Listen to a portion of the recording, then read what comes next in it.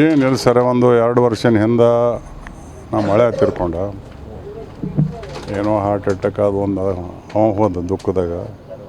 ಅದೇ ದುಃಖದಾಗ ಅದು ಬಳಗಾಪುರ ನಾವಿದ್ದೆವು. ನಿನ್ನ ಅನಿಲ್ ರಾಠೋಡ್ದು ಮರ್ಡರ್ ಆಗ್ಯದ. ನಾನು 2-3 ಫಂಕ್ಷನ್ ಮುಗಿಸಿ ಬರತ್ತಾನ ಜಾತ್ರೆ ಹಾಕೋದಾಗ್ಯದ ಅಂದರೆ ಮರ್ಡರ್ ಆಗ್ಯದ್ರಿ. ಅವರು ಪೊಲೀಸ್ರಿಗೆ ಕೇಳೋಣ, ಅನಿಲ್ ರಾಠೋಡ್ ಮಾಡೋಣ. ನಮ್ಮ ಮನ್ಯಾಗ ಹೇಳಿದ್ರು, ಫೋನ್ ಮಾಡ್ಯಾರ, ಹೀಗೆ ಹೊಡೆದಾರ ಅಂದರು. ಅಲ್ಲಿ ತಿರುಗಿ SP ಅವರು ಕಮಿಷನ್ ಬಂದಾರಮ್ಮಣ. ಹೋಗಿ ನೋಡಿದ್ರೆ ಕಣ್ಣು ನೋಡಬಾರ್ದು, ಚಕ್ಕರ್ ಬರ್ಲಕತ್ತು. ಅಂಥ ಡೇಂಜರ್. ತಲೆ ಮೇಲೆ ಹೊಡೆದಾರ, ತಲೆ 2 ಸುಗಳಾಗ್ಯದ. ಜೀವ ಹೊಡೆದ್ರೆ ಜೀವ ಹೊಡೆಯವ್ರಿಗೆ ಜೀವದ ಶಿಕ್ಷೆನೇ ಆಗಬೇಕು. ಅಂದರೆ ಇದು ಅಂಥ ಮಾಡೋರಾಗೋದು ತಪ್ತದ.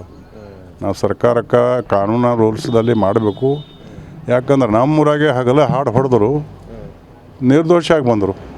ವಕೀಲ್ ಇರ್ತಾರಲ್ಲ, ನಾನು ಸುಮ್ಮ ಕೂತಿಲ್ಲ. ಅವಾಗ ರಾಜಕೀಯದಾಗ ಇದ್ದಿಲ್ಲ. ನಾ ಗೋವಿಂದ ಪಿ ಹೊಡಿರಾಜ್ MLA ಇದ್ದ. ಏನಾಯಿತು ಕೇಸ್ ಅಂದರೆ, ಇಂಥ ವಕೀಲರ ಅಂತ ಹೇಳಿಬಿಟ್ಟು ನಾ ಅಲ್ಲೇ ವಕೀಲರಿಗೆ, ಇಂಥ ವಕೀಲರ ರೊಕ್ಕಿಗಾಗಿ ಅಂದ.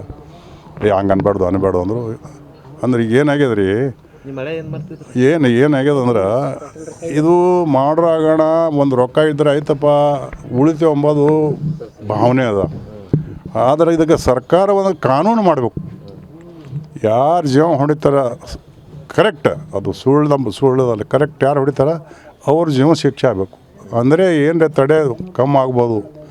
ಯಾಕಂದ್ರೆ ಮೊನ್ನೊಬ್ಬ ಪುರಾಣದಾಗ ಹೇಳ್ತೀರಿ, ಒಬ್ಬಾಕಿ ಔಷಧ ಹಾಕ್ಬೇಕಂತ ಹಾಕೊಳ್ಳೋಂತ ಕೊಲ್ಬೇಕತ್ತ ಸಿದ್ಧಾರೂಢವ್ರಿಗೆ.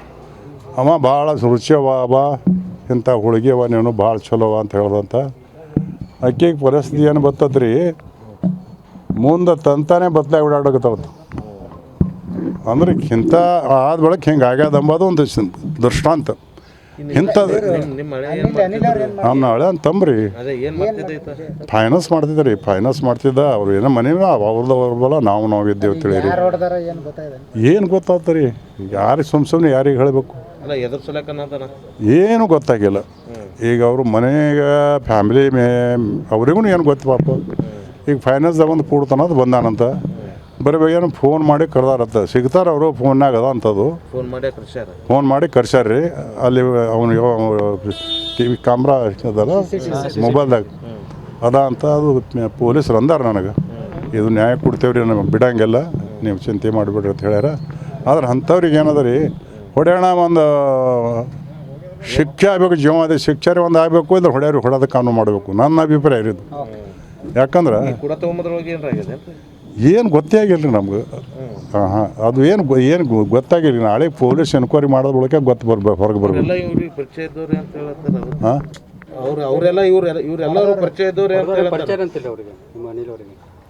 ಹೊಡೆದವರು ಈಗ ನೋಡ್ರಿ, ನನಗೆ ಹೇಳ್ಯಾರ ಪೊಲೀಸರು, ನಾ ಯಾರಿಗೆ ಹೇಳಿಲ್ಲ. ಈಗ ನಾವು ಹೇಳಿದೆ ಅಂದ್ರೆ ಅವ್ರು ಓಡೋತಾರ. ಅಲ್ಲ, ನಂಗೆ ಪೊಲೀಸರು ಹೇಳ್ಯಾರ, ನಂಗೆ ಗೊತ್ತಿಲ್ಲ. ಅವರೇ ಅಂತ ನಾ ಹೆಂಗೆ ಸರ್ಟಿಫಿಕೇಟ್ ಮಾಡ್ಲಿಕ್ಕಾಗ್ತಾರೆ.